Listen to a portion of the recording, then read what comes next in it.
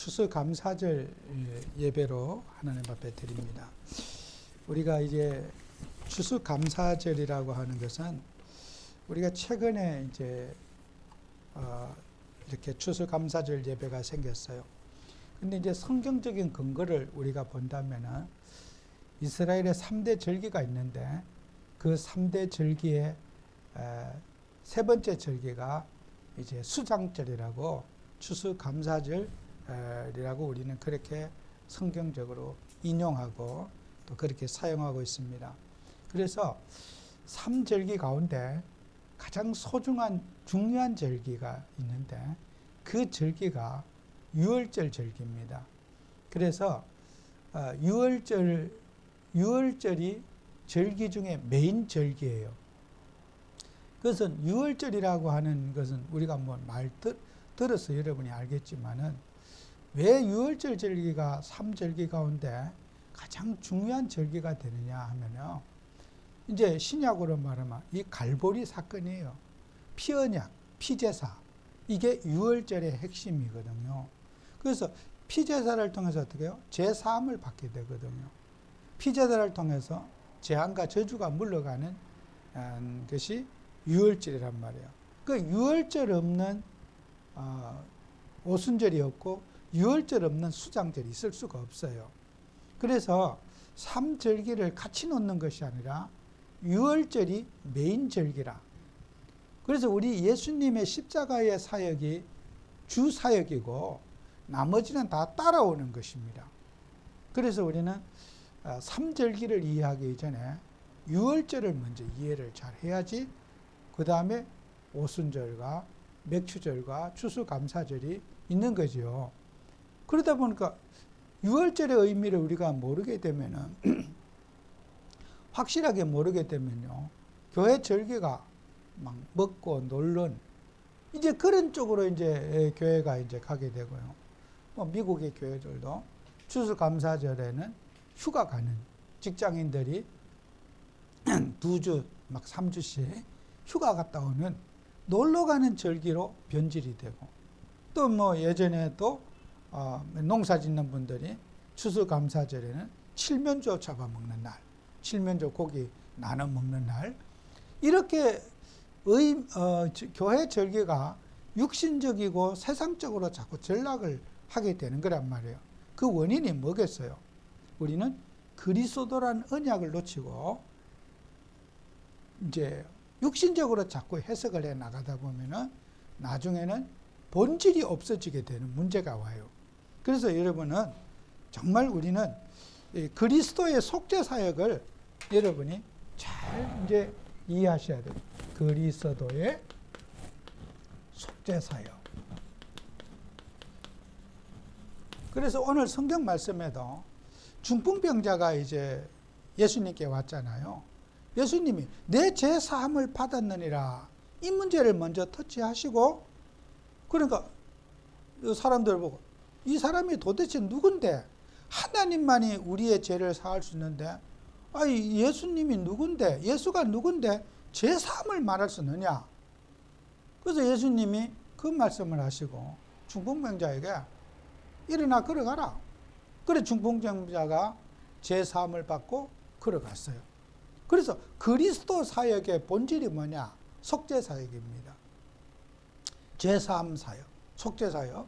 그래서 이 그리스도 사역의 제일 핵심이 속죄 사역인데 창세기 3장 문제 1절에서 6절 이 창세기 3장 문제의 해결자가 바로 그리스도라는 거예요. 그리고 그리스도 뭐냐? 우리는 많은 죄가 있지만은 원죄, 하나님 떠난 죄. 인간이 하나님과 함께 있어야 될 인간이 선악과를 따먹고 하나님 떠난 죄가 원죄라는 거예요. 인간은 태어날 때부터 저와 여러분은 원죄 속에 태어났어요. 그래서 우리는 지옥의 형벌을 피할 수 없고 마귀의 손에서 빠져나갈 수 없는 거예요. 그래서 예수님이 오셔가지고 이 원죄를 해결하신 사건이 바로 이게 이제 예수님이 십자가에서 우리가 해결할 수 없는 죄의 근본 원인, 근본 뿌리 이것을 해결하신 것이 우리 예수님이에요. 그러면은 유월절이라고 하는 것은 왜 3절기 가운데 유월절은 다른 절기하고 구별을 해야 되느냐면요. 맥추절이나 추수감사절과 똑같이 놓으면 안 되는 거예요. 이거는. 유월절은 메인 절기예요. 그 유월절 없는 추수감사절이 있을 수가 없어요. 유월절이 핵심 절기예요. 피제사, 피언약. 그래서 우리는 이 피언약을 통해서 우리는 사단의 손에서 빠져나오게 되고 바로의 손에서 애굽의 그런 귀신의 사단의 문화에서 빠져나오는 게 출애굽한 사건이 바로 피언약이라는 거예요. 문설주 문인방에 피 발랐을 때 모든 재앙과 저주가 끊어간다. 유월했다. 패스오버 넘어갔다. 그 사건이 바로 유월절 사건이거든요. 그래서 애굽의 모든 장자가 다 죽는데 이스라엘 백성들에게는 장자나 초태생, 짐승 한 마리도 죽지 않았어요. 그 이후에 애굽의 바로는 항복을 하고 이제 이스라엘 백성들이 출애굽을 하게 되는 거란 말이에요. 그래서 우리는 유월절의 언약의 본질이 바로 모든 절기의 메인은 이거다. 그래서 유월절이라고 하는 이 유월절 속에 뭐가 있어요? 맥추절. 자, 또 우리가 이제 수장절, 오늘 추수감사절을 수장절 이렇게 하네요. 그리고 또 여기에는 오순절이라고도 그러기도 하고, 맥추절을 또 이거는 칠칠절이라고도 이제 이렇게 불러요. 그래서 6월절 지난 후에 7 곱하기 7은 49잖아요. 그죠? 오순절이 6월절이 지난 후에 7주 후가 바로 오순절이 되는 거예요. 그래서 오순절날 어떻게 해요? 성령의 역사, 성령이 강림했잖아요. 예수님 시대에 성령이 오순절에 역사했잖아요. 성령의 역사죠. 그래서 우리가 이 7주를 지난 일요일 날 그게 바로 오순절이고 맥추자입니다. 그럼 이제 우리가 구약에도 농경시대였기 때문에 농사를 짓는 사람들이 보리를 그때 수확하는 계절이에요. 그게. 그래서 보리를 수확하고 일주일 동안 예물을 드리면서 감사 예배를 드리는 그런 축제하는 기간이 맥추절이었어요. 그래서 늦봄에 초여름에 이제 그 보리를 수확하고 가을에 이제 수확하는 것이 우리나라 같으면 벼 같은 거 가을에 수확을 하잖아요. 그게 수장절, 추수감사절이라고 하는 의미겠죠. 그래서 우리가 영적인 의미가 예수님께서 오셔갖고도 지금 밭에 전부 다 휘어져 있는데 추수할 것은 많은데 일꾼을 보내주소서 하라. 예수님이 제자들에게. 추수감사절은 뭐냐? 그야말로 우리는 영적인 추수하는 절기예요. 영적인 추수. 육신적인 추수가 아닌 영적인 추수. 전도하는 거죠. 그죠? 전도하고 선교하는 게 추수감사절의 의미예요. 지금 밖에는 마귀에게 귀신에게 눌려가지고 고통받는 사람 꽉 찼는데 사람들은 뭐 먹고 놀고 축제할 지금 상황이 아니잖아요. 우리가 교회가 무슨 밥 먹으려고 축제하는 게 교회가 아니잖아요. 영적으로 귀신에게 고통받는 자들을 전도하는 게 추수감사절입니다. 그래서 여러분을 하나님께서 영적인 추수꾼으로 불렀어요. 여러분은 예수님께서 이 땅에 여러분을 위해서 추수하는 사명을 줬는데 이제 추수할 때 오늘 이제 추수할 때 1년 동안에 내가 영적인 추수를 얼마나 했는지 전부 다 그걸 하나님 앞에 갖고 와야 돼요. 그죠? 육신적인 옛날에 교회들은 막 추수감사절 시골에는 고구마도 가져오고 쌀도 가져오고 그랬어요. 그거는 고구마 쌀 가져오는 게 아닙니다. 지금 뭐 농사 짓는 계절이 아니잖아요. 그죠? 직장 다니면 월급 받고 이런데 그런 이제 우리가 추수감사절이라 추수감사절에 되면은 전부 다 한 해 동안에 전도한 결과 나는 한 해 동안에 누구를 어떻게 전도하고 어떻게 인간관계하고 정말 내가 복음을 전했던지 그런 포럼의 내용이 전도 포럼의 내용이 있어야 될 거예요. 그죠? 그걸 성도들과 나누는 것이 추수감사절일 거예요. 그래서 다음 우리 추수감사절 1년 동안에 앞으로는 미리 이제 준비해가지고 내년 추수감사절에는 전 교인이 포럼을 하자. 한 해 동안에 내가 누구를 전도 대상자로 삼고 어떤 현장을 만나고 각자가 전부 다 포럼하는 그런 추수감사절 해야 된다. 그죠? 이게 추수감사절의 의미가 전도하는 추수감사가 되는 게 성경적인 추수감사입니다.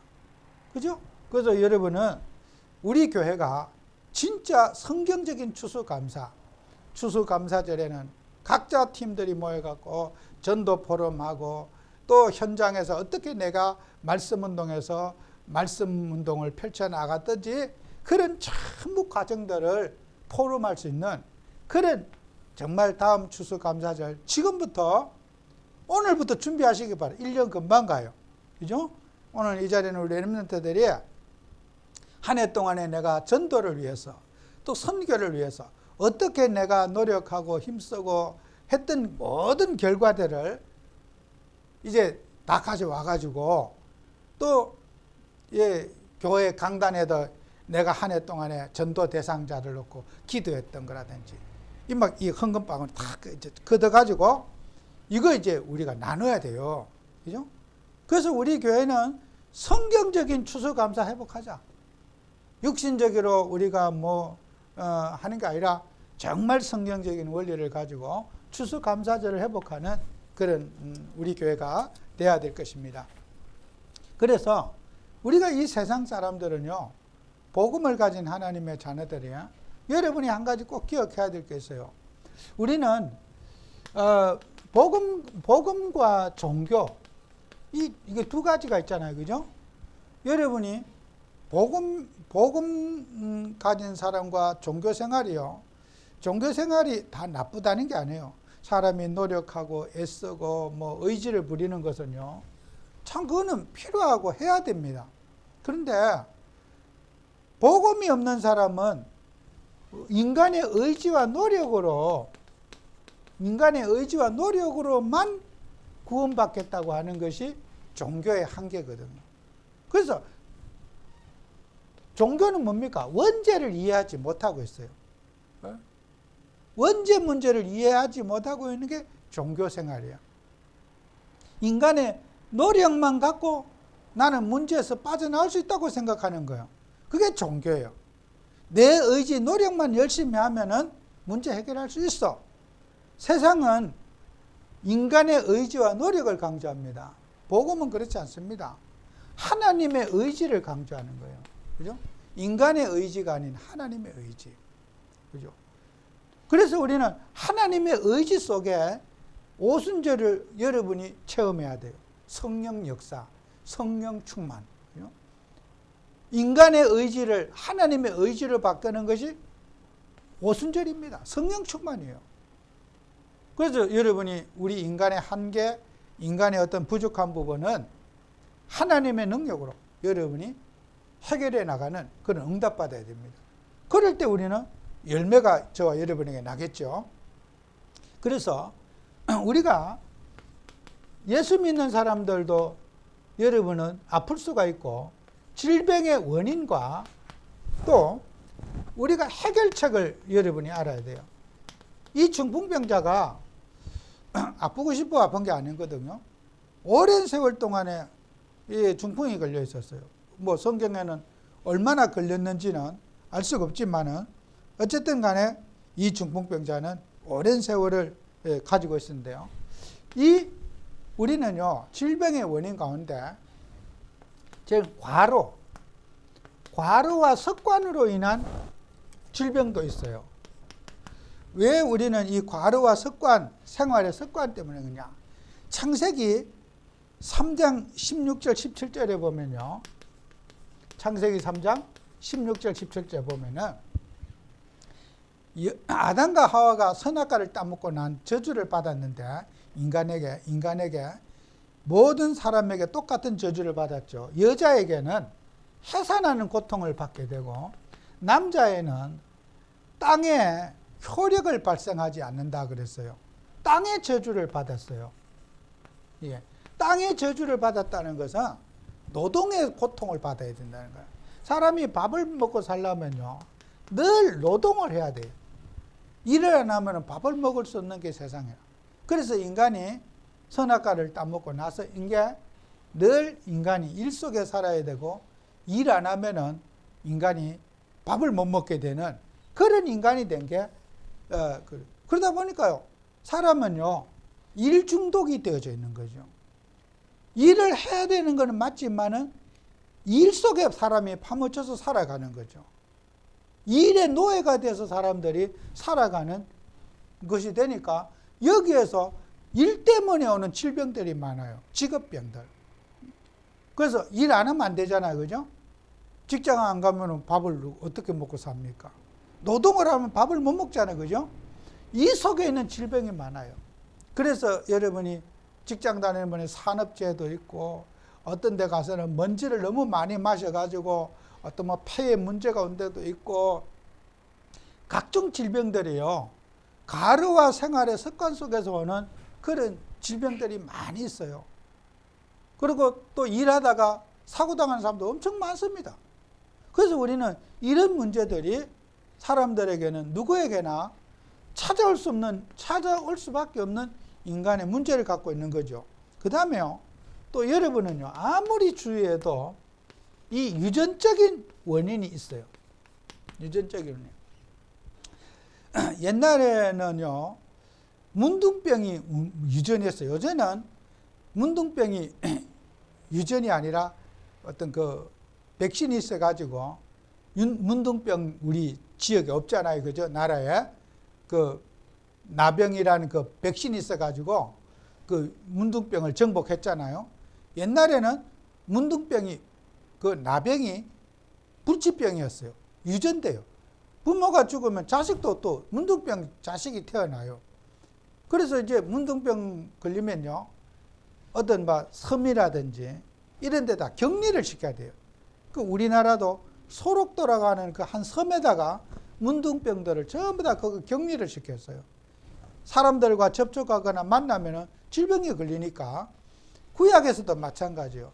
구약의 제사장들이 이 불치병 문둥병이 걸려 레위기 13장 21절, 레위기 13장 21절 22절에 보면요, 그 문둥병 걸리는 것은 제사장에 보여가지고 문둥병의 그 색점 얼굴에 써가는 걸 보고 제사장이 판단을 하고 문둥병의 판결을 받으면 격리를 그 사회에서 시켜나간 거예요.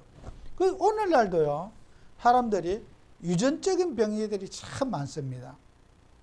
오늘날 질병 가운데도 제가 아는 어떤 그 의사분 한 분이 병원을 이렇게 접고 뭐 딴 데로 가셨다고 그래서, 그 저도 이번 주에 전화를 받고는 왜 갑자기 그랬습니까 했더니, 참 그렇게 하는데 이분이요, 가족력 중에 당뇨가 있어요. 그래서 운동도 어마어마하게 하고, 저하고 식사도 한 지가 20년이 넘었잖아요. 근데 밥 먹을 때 어떤 짠 거라든지 이렇게 국 같은 거 숟가락으로 먹는 거 못 봤어요. 젓가락으로 국 이렇게 먹고, 건더기 먹고, 그렇게 철저하게 건강관리하고 하여튼 운동의 광이에요. 운동을 어마어마하게 해요. 그분이요.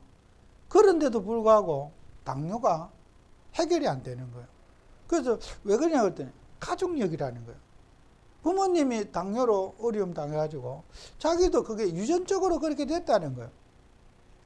사람이요, 이런 유전적인 것들은요, 사람마다 여러분도 모르지만 다 여러분도 부모님으로부터 물려받은 유전적인 인자가 있어요. 그래서 어떤 사람들은 술을 아무리 많이 먹어도 해독 영역이 뛰어나가지고 멀쩡한 오래 사는 사람이 있고, 어떤 사람은요, 그 알코올을 해독을 못 해가지고 조금 먹었는데도 죽은 사람도 많아요. 그 사람마다 체질이 다 달라요. 어떤 아예 술도 안 먹었는데 간이 썩어 죽은 사람도 있어요. 왜냐? 그 사람이 가지고 있는 체질의 문제라. 그래서 여러분이요, 제가 많은 의사분들 만나요. 병도 그렇대요. 한 가지 병에 약이 수없는 가지가 있대요. 근데 그 어떤 약이 그 사람에게 맞을지를 모른대요.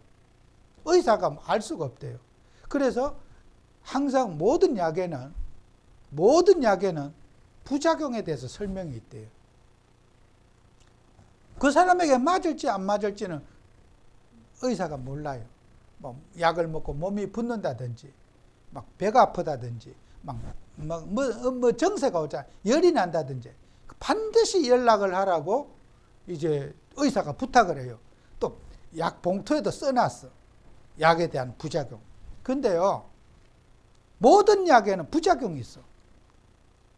또 모든 사람에게 약이 똑같이 적용되는 거 아니에요. 어떤 사람은 그 약을 먹고 막 해결되는데 어떤 사람은 그게 몸에서 받아들이지 않는 거예요. 알 수가 없어요. 제가 한의사도만 똑같은 얘기예요. 어떤 뭐를 안 좋을 때는요, 약의 그 처방 방법이 막 어마어마 셀 수 없대 많대요. 그런데 그 사람이 먹어봐야 안 돼요. 그 체질을 이 약이 받아들일지 안 받을지는 옆에 사람이 해결했다고 이 사람이 먹어서 좋다는 게 없다는 거예요. 이게 봐야 다 유전적인 거예요. 만병통치약은 없다는 거예요. 그래서 여러분이요, 무슨 약 드시고 감기약을 먹어서 아무도 문제된데 막 힘들어서 근육통이 와 반드시 의사한테 전화하고. 제가 어떤 아는 지인도 그래요.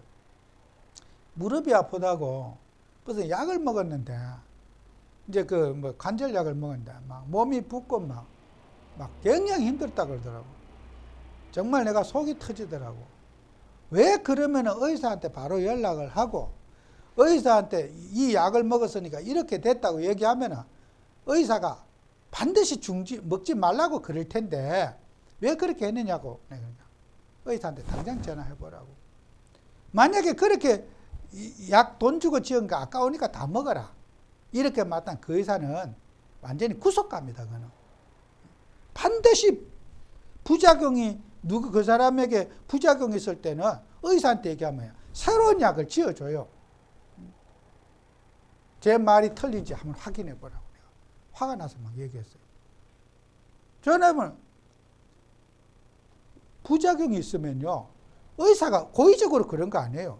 그 사람의 DNA를 모르거든. 유전적인 부분을 알 수가 없다니까요. 의사도 일반적인 거 처방에 다른 사람은 그냥 그 사람이 몸이 붓고 막 이상해졌어. 그러면 의사 책임이 아니고 그 본인이 그런 약을 받아들이지 못하는 체질이 됐다는 거예요. 당장 끊으라 그거. 그렇게 괜찮잖아요, 그죠? 의사는 여러분이 약을 드시고 뭐 문제가 있잖아요. 다른 약을 A 코스, B 코스, C 코스만 쫙 있어요. 그거 한 가지만 있지 않아요. 제가 여기 삼성의료원 전문, 정말 우리나라 최고의 병원들 아닙니까? 우리도 그 원인을 찾아가고 있습니다. 모든 약은 좋은 게 없습니다. 우리가 어떤 문제점을 찾아가는 거지 이렇다고 말할 수 없습니다. 그래서 여러분들이 합니다. 이 유전적인 원인을요, 무시하잖아요. 이 큰 사고 당해요. 이거 여러분이 알고 상담도 하고 여러분 해야지. 막 어디 돈 주고 이제 돈을 주고 약 살 거 아닙니까? 지었지 않아요. 돈이 아까워서 다 먹어버리는 거예요. 그래서 우리나라 사람들이 전 세계에서 간암이 제일 많아요. 왜 그런지 알아요? 보약을 너무 많이 먹었고. 우리나라 사람이 뭐 딸에 먹고 뭐 보약 먹어요. 간암이 전 세계 1위예요. 그 원인이 왜 그래요? 보약 때문에 그래요. 막 몸을 뭐 기를 돋궈야 된다고 뭘 끓여 먹어가지고 뭘 먹어가지고 오만약 다 먹어. 간암이 세계 1위예요. 간이 다 막 혹사를 당하는 거예요, 그죠? 몸은 튼튼하고 건강한데 속이 다 썩어 죽어버려요. 그 통계 자료잖아요, 그죠? 그래서 여러분들은 반드시 이런 유전적인 원인은 저도 그렇고 여러분도 그렇고 이 문제는 다 갖고 있어요. 없는 사람 없어요. 여러분 체질이 지구에서 여러분 이 자리에는 여러분 체질은 여러분 한 사람뿐이 없다는 걸 알아야 돼요. 내 같은 체질은 나 하나뿐이 없어. 지구에 50억 인구한테 나는 유일한 존재라. 하나님이 인간을 만들 때 이 부분을 다 다르게 만들었어요. 그래서 여러분이 부모 자식의 성별을 구별할 때도 머리카락 뽑아갖고 유전자 분석하면요 다 나와요. 친자가 아닌지. 그만큼 유전자는 다 다르다는 거예요. 짐승의 유전자가 다르고 사람 쪽에도 유전자가 다 다른 거예요. 같은 사람 한 분도 없어요. 그러니까 여러분들요 이걸 물어보세요. 누가 뭐라 그러던데 다 이런 어려움 당한 사람 저는 수없이 많이 보거든요. 그뿐만 오늘 그렇잖아요. 여러분요 종교적인 원인도 있어요. 종교적 원인. 여러분이 우상숭배하고 출애굽기 20장 4절 5절에 보면요. 그러니까 우상숭배 통해서 3, 4대가 저주받는다 그랬어요. 여러분 우상숭배 많이 하는 집들 보세요. 저는 무당들이나 이런 사람들 전부 심장이 안 좋아. 제가 왜 그런지 모르겠어요. 이 무당들 그러니까 신부전증이 많아요. 이 무당들 집에 제가 전도하러 가보니까 무당들의 특색이 뭐냐? 신부전증이 엄청 많더라고. 뭐 때문에 그런지를 모르겠어요. 저는 여러분요 우상숭배 그 자체가 여러분이 저주를 받는 거예요. 그래서 우상숭배하는 사람들은 여러분 물론 뭐 의사들은 다르게 말 성경에는 보면요 우상숭배도 질병의 원인이 될 수가 있어요. 우리가 잘 아는 삼성 그 그룹의 이건희 회장 같은 거 그렇게 막 그렇게 나이도 얼마 안 됐는데 벌써 죽었잖아요, 그죠?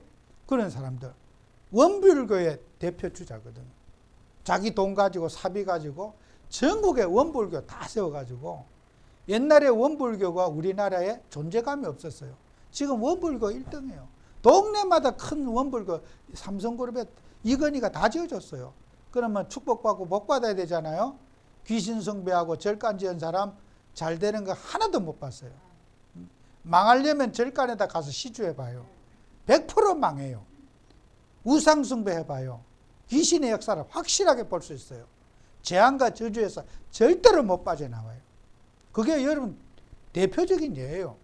그렇게 절간 많이 지어주면은 교회를 그만큼 많이 지었다. 전국에다가. 아마 나는 시대적인 축복을 받았을 것 같아요. 그 아들 보세요. 똑같이 최순실한테 뇌물 주고 다 같이 잘못했는데 이재용이만 계속 그냥 교도소 가잖아요. 그죠? 그것도 기적이에요. 그것도. 전무후무한 기적이라. 가려면 다 같이 가야 되잖아요. 그죠?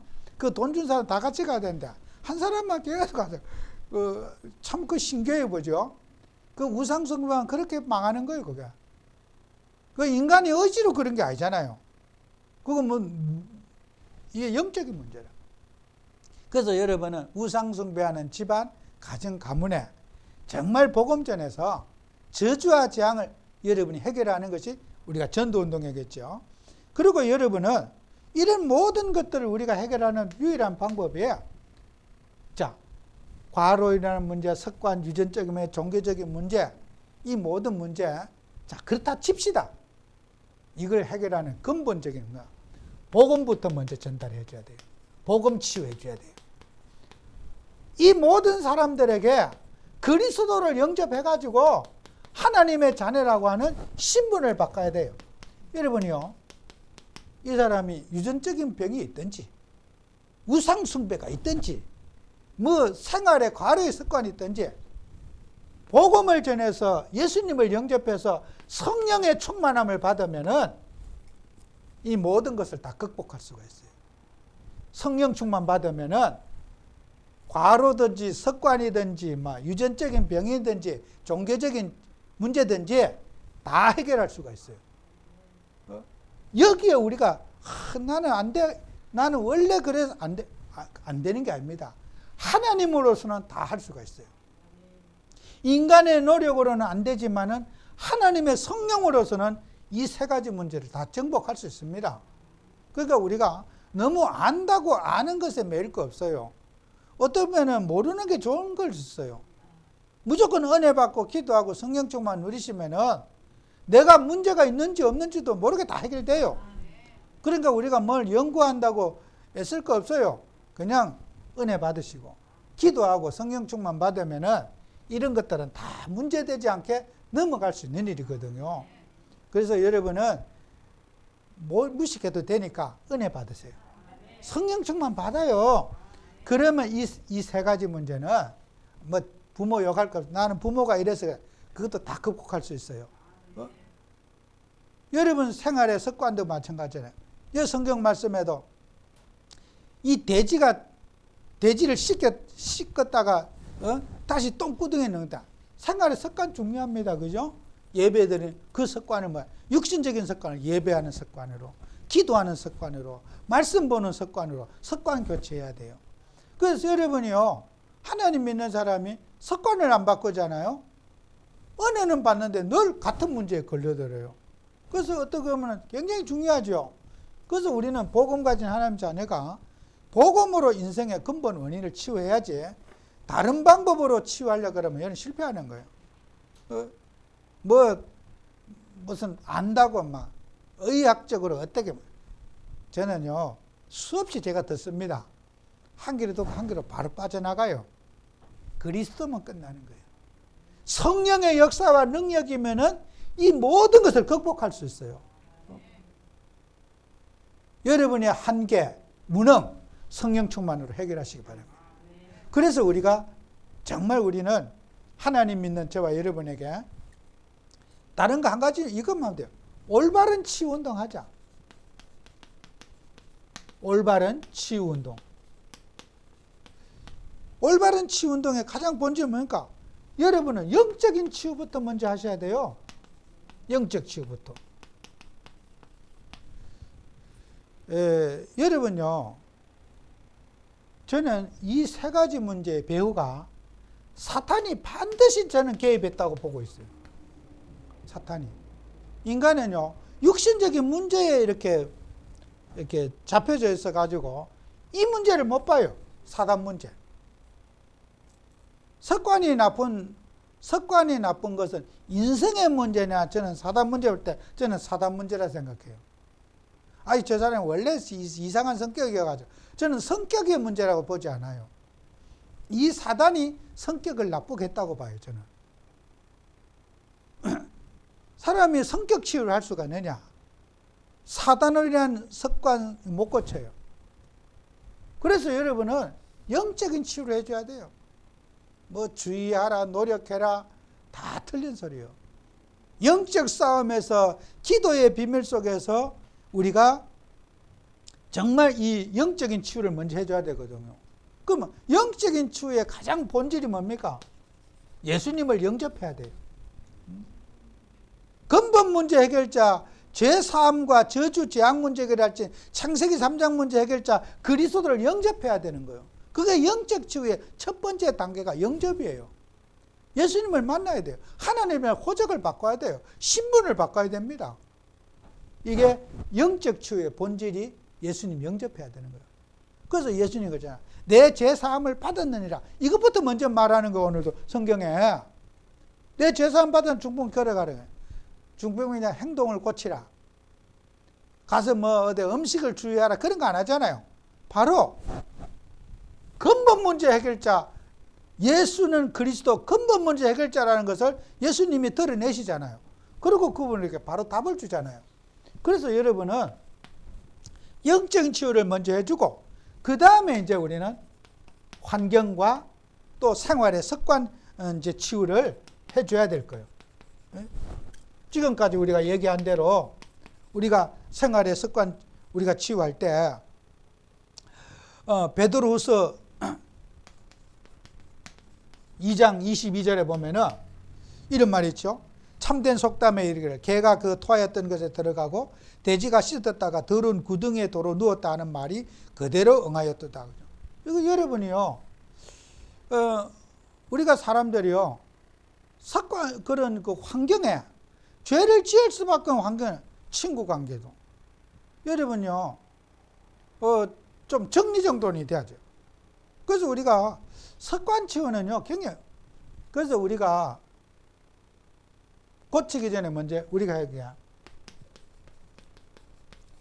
말씀, 기도, 전도 이 세 가지의 인생 포럼에 늘 뿌리 내려야지 습관이 여러분 시우가 돼요. 이게 저도 이렇게 우리가 이제 계속 복음에 뿌리 내리고 또 복음에 체질되고 이런 말씀 우리가 많이 들었잖아요. 체질되고 또 복음에 뿌리 내리고 이거 많이 지금까지 우리는 들어왔지 않습니까? 그러면 여러분들이요, 우리가 체질 개선해야 돼요. 우리가 죄를 지을 육신적으로 자꾸 가는 이 체질을 여러분 스스로가 바꿔야 돼요. 이걸 체질 개선해야 되거든요. 말씀을 보고 기도하고 이러다 보면은 체질이 바뀌어져요. 어릴 때부터 교회를 다닌 사람은요, 불신자들 이렇게 얘기하면요, 대화가 그게 잘 이해가 안 돼요. 어릴 때부터 교회 다니는 사람은 불신자들이 어떤 재미있어 하는 거, 그냥 그게 느끼지지 않아요. 왜냐면 어릴 때부터 맨날 세상적으로 놀던 사람은 불신자가 어떤 세상 얘기하잖아요. 막 같이 막 가고 싶어 막 미치는 거야. 나도 가야 되는데 막 못 가갖고 막 속이 상해가지고. 그런데 어릴 때부터 교회를 다니는 사람은요, 그 땡기는 게 없어요. 저런 생각도 있구나. 이렇게 굉장히 거리가 멀어 보여요. 여러분요, 체질 개선해야 돼요. 완전히. 불신자하고 어떤 어울림을 가져도 내가 거기에 빠지지 않는 사람. 어떤 만남, 어떤 가져도 내가 그들을 복음할 수 있고 제자할 수 있는 사람. 여러분이 솔직히 세상 말로 기가 세야 돼요. 영적인 기가 세가지고 불신자 종교에 만나면 완전히 기도의 사람 바꾸고 그 사람을 믿음의 사람 바꿀 수 있는 기가 있어야 되는 거예요. 그 사람이 기가 약해가지고 막 교회에서는 신자 같은데 밖에 나오면 불신자가 휘말려갖고 막 불신자 종로로 타고 막 이런 사람 많아요. 그러니까 여러분들은 체질이 돼야지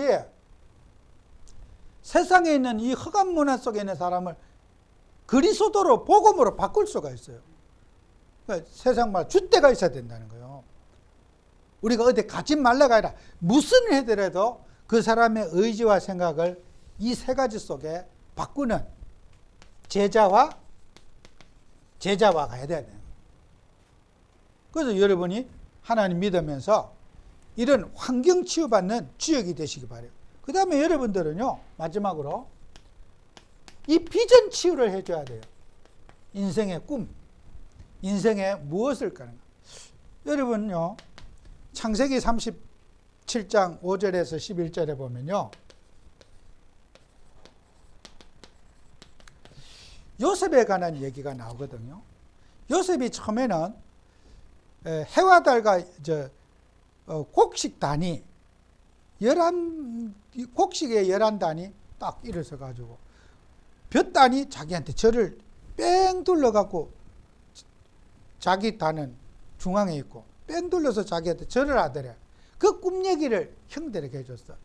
그랬더니 내가 너를 주를 섬기고 내가 너를 받들겠느냐, 너 막내 너를.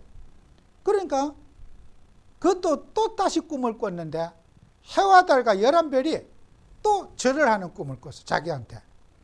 그랬더니 형제들이 또 이제 시기를 받아가지고 아버지도 그래요. 야, 네가 지금 꿈 얘기를 자꾸 하는데 헛소리 하지 마라, 아버지가 그랬어. 근데 그 마지막 절에 보면 아버지는 마음에 두었더라 그랬어. 말도 안 되는 소리지만은 그래도 지켜보자. 이렇게 아버지는 요셉의 말을 100% 무시하지는 않고 마음에 조금 간직을 했어요. 성경 기록에 보면은 여러분이요, 요셉이 가지고 있는 꿈과 비전, 하나님이 주신 꿈과 비전이에요. 그게 요셉이 뭐 꿈 꾸려고 노력한 게 아니고 하나님이 요셉 인생에 주신 꿈이에요. 여러분, 하나님이 주신 꿈을 꿔야 돼요.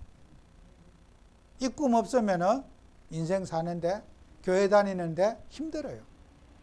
하나님이 나에게 주신 꿈이 있어야지 여러분은 그때부터 우리는 여러분 참 행복을 찾을 수가 있거든. 오늘 우리 교회 성도님들 모두에게 하나님이 주신 꿈, 하나님이 주신 비전을 찾아내는 응답받아야 돼요. 그래서 여러분 말씀 듣고 마치는 게 아니라 여러분 이번 한 주간도 묵상하면서 하나님, 나에게 주신 하나님의 꿈은 뭡니까? 내 인생은 무엇을 해 살아야 되고 어떤 목표를 갖고 내가 살아야 됩니까? 여러분요, 정말 한번 묵상해 보세요. 이거 찾을 때 여러분 진짜 행복합니다. 내가 살아가는 이유, 존재하는 이유를 여러분이 찾아야지 그때부터요, 정말요, 흔들리지 않아요. 그래서 여러분은 오늘 정말 저는 그래요. 여러분이 앞으로 우리 렘넌트들이 중직자가 되고 장로님들이 되고 빨리 돼야 돼요.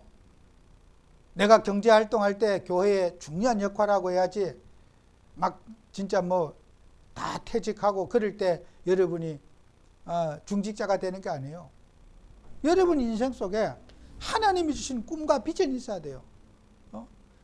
목사님이 세계복음화 강조해서 세계복음화 아닌 여러분 스스로가 이게 최고로 하나님 기뻐하는 거다.